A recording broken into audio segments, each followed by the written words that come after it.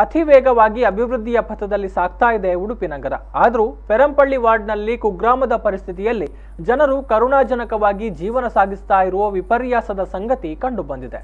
ಉಡುಪಿ ನಗರಾಡಳಿತದ ಪೆರಂಪಳ್ಳಿ ವಾರ್ಡಿನ ಮೂಡುಪೆರಂಪಳ್ಳಿ ಬಂಡಶಾಲಾ ತೋಟ ಇಲ್ಲಿನ ಸ್ವರ್ಣ ನದಿಯ ದಂಡೆ ಪ್ರದೇಶದಲ್ಲಿ ಹಲವಾರು ವಸತಿಗಳಿವೆ.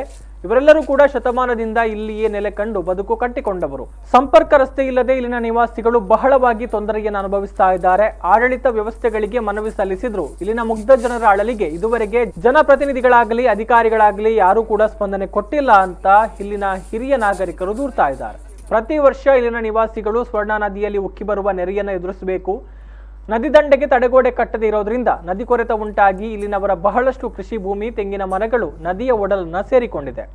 ಅಗತ್ಯವಾಗಿ ಜಿಲ್ಲಾಡಳಿತ ಈ ಭಾಗದ ನದಿ ದಂಡೆಗೆ ಕಲ್ಲಿನ ತಡೆಗೋಡೆ ಕಟ್ಟುವ ಕಾಮಗಾರಿಯನ್ನ ನಡೆಸಬೇಕು ಅನ್ನೋದು ಇಲ್ಲಿನ ನಿವಾಸಿಗಳ ಮನವಿಯಾಗಿದೆ. ಸಂಕಷ್ಟದ ಪರಿಸ್ಥಿತಿಯಲ್ಲಿ ಜೀವನ ಸಾಗಿಸ್ತಾ ಇರುವ ಮೂಡುಪೆರಂಪಳ್ಳಿ ನದಿ ತಟದ ನಿವಾಸಿಗಳ ಅಳಲಿಗೆ ಇನ್ನಾದರೂ ಜನಪ್ರತಿನಿಧಿಗಳು, ಇಲಾಖೆಗಳು ಸ್ಪಂದಿಸಬೇಕು.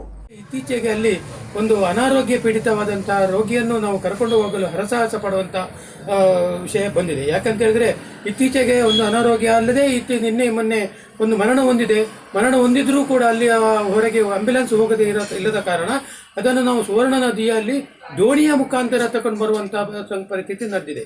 ಯಾಕಂತ ಹೇಳಿದ್ರೆ ಉಡುಪಿ ನಗರ ಬೆಳೆದು ಬರುತ್ತಿರುವಂತಹ ನಗರ. ಅಂತ ನಗರಗಳಲ್ಲಿ ನಮ್ಮ ಈ ಕೃಷಿಯನ್ನೇ ಅವಲಂಬಿಸಿ ಕೊಡುವವರಿಗೆ ಈ ರೀತಿಯ ತಡೆಗೋಡೆ ಇಲ್ಲದೆ ತುಂಬಾ ತೊಂದರೆ ಆಗಿರುವ ಕಾರಣ ಇದಕ್ಕೆ ಸಂಬಂಧಪಟ್ಟ ಅಧಿಕಾರಿಯವರಾಗಲಿ ಇಲಾಖೆಯವರಾಗಲಿ ಸೂಕ್ತವಾದ ಜನಪ್ರತಿನಿಧಿಗಳಾಗಿ ಸ್ಥಳಕ್ಕೆ ಭೇಟಿ ಇತ್ತು ಅದರ ಪರಿಶೀಲನೆ ಮಾಡಿ ಇದಕ್ಕೆ ಬೇಕಾಗುವಂತಹ ವ್ಯವಸ್ಥೆಯನ್ನು ಮಾಡಿಕೊಡಬೇಕಾಗಿ ನಾನು ಮಾಧ್ಯಮದ ಮೂಲಕ ವಿನಂತಿಸಿಕೊಳ್ಳುತ್ತಿದ್ದೇನೆ.